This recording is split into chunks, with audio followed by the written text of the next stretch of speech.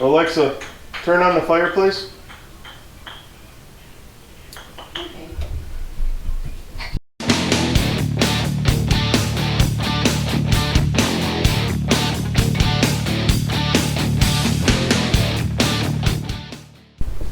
Alright, I got something for you today. A little bit different. We're gonna go techie on you guys today, okay? I found this on eBay, and I'm gonna explain what it is. I've been looking for something like this for a long time, so we're gonna hook it up real time today and see if it works. I've always wanted to be able to use this fireplace more, and the whole problem that we have, obviously you can see this room, is usually we're sitting in here when we want to turn it on, and the switch is all the way over there, so it's that switch right there. So I wanted to come up with a way to remote. I don't have the remote for it. Unfortunately, mine doesn't have a fan either, so there's no outlet under there. Where if you have the fan version, you have an outlet built underneath there, which actually makes this even easier. So this is a micro switch relay that works the same way as that switch, except it's Wi-Fi and it can be connected to Alexa. Or you can use it from your phone with the app, and I'll show you that too. So what we're gonna do is we're gonna wire this in. It should be a simple installation from what I've read. So we're gonna try it out and see how it works, see if we can use Alexa to light our fireplace, if you have a gas fireplace. So let me get set up and we'll see how this works. So what you got in here is this little device here, which is the switch. Now there's a guy on eBay that makes these. These are actually handmade. And what it is it's a little unit like this, and it's got two different connector ends on it. So this is the blade type end, and this is the female type end. So what happens is the wires that connect underneath here, which are right here, are the switch wires, the wires that come in from the switch. So what you do with this is you just put this in line with those wires. So you pull those two wires out, put these two on there, and then put the switch wires into two of these. So the switch is ultimately running through this. So what happens is this has to get power. It has a regular, if you can see it, just a regular micro USB power. So you're gonna power that, and if you had an outlet under here for your fan, you would be able to plug in. The one thing that doesn't come with this is a smart switch, so like a normal outlet switch that has the plug, and you can just plug into it and Wi-Fi will turn it on and off. So I'll leave a link to that. I have an extra one, which is what we're going to use for this, but you can buy them. They're like $8–10 right on Amazon, so I'll see if I can find one, or at Home Depot might even carry them. So what you do is plug this power source, which is right here, into that, and then this gets plugged into the switch that's the Wi-Fi. So this actually isn't Wi-Fi. What this is literally just a relay that opens and closes the switch in here to turn this on. So what we're going to do is, in my case, I ran this wire through where the gas line goes down, and then I'm going to plug in my Wi-Fi switch downstairs, and I'll show you what I got going on down there. So instead of having, which would be better to have the Wi-Fi switch right here, I'm going to have mine in the basement because I can't get the outlet up to here. Because I don't have electrical. Now if you have a fan on your gas fireplace, you should have electrical under here with an extra outlet, because usually there's two outlets, one the fan will plug into and then an extra one. So you would have an extra outlet. It would be even easier. You could just plug in your smart switch and then plug this in. So what we're going to do is these two wires right here are the switch wires. So what we're going to do is just pull those off. I'm probably going to need to get some pliers though. So this is the unit. It plugs in right here, then that goes to the power source.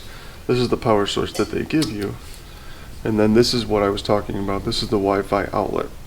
So mine happens to be the Zuzi brand, so we're going to use that.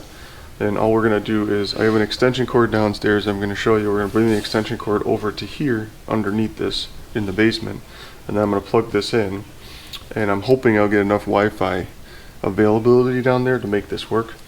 And then this is just going to plug in the basement, and then I have this wire coming up through the floor into here. So that's ultimately just going to plug right into here. So once we do all that, I'll show you in the basement what I got going on, because obviously, like I said, I didn't have an outlet up here, so I had to make it work. Come into the storage room, as you can see through all the clutter. And what I have is, if you look up here, that's my gas line. Up there, I don't know if you can see the wire coming down back there. So this outlet's going to connect up there, and then what I'm going to do is run a extension cord up along the ceiling above this light and over here. And then I'm going to bring it down up here, and it's going to come down to the outlet, which is right down here that the computer plugs into. So I have an extension cord. I'm going to staple it up here, right along here, and that'll bring me power over to right here where I need it. And then, like I said, I'm just hoping that right up here where I'm going to put this outlet, we have enough Wi-Fi connection up there. So let me just string up that cord, and then we'll plug this in, and we'll see if it works. 2 hours later. So there's the wire. Staple it up to the ceiling. It comes all the way over to here. And then I got everything right up in there. As you can see, there's the outlet and everything. So I'll tidy this up later. I'm going to put a couple more staples up there. But let's run upstairs and see if this works. Alright, so these two wires, you're just going to follow those. They go back up to the switch. So you're going to pull the black and the white off. There's two of these that have the same type of connector. Two of these wires, a blue and a red. So what you're going to do is move the black out of the way. We're going to connect this one to where the black was. Just like that. And then these two blue ones will just reconnect where the other two were. Now the only thing you want to make sure is that you're going on the right side. Just like this. And then, so now you took the two wires from the remote, or the switch, into here. And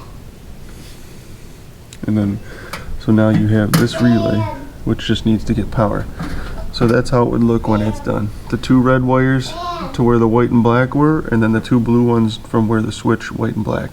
So the only thing to keep in check is the white one was here, and that's where the white one's connected on this side right now.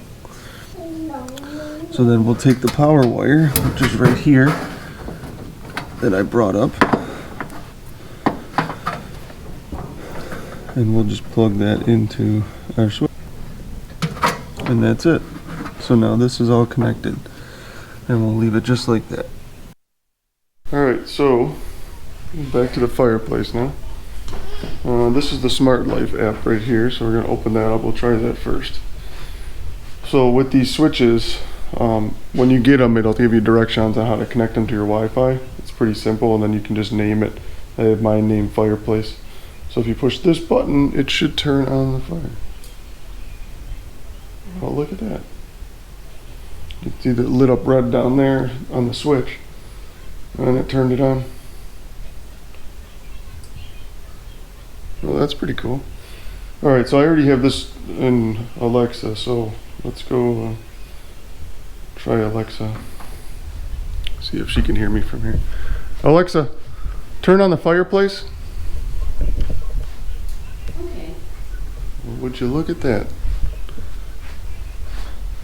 Well, I have to say that's pretty neat, if you ask me.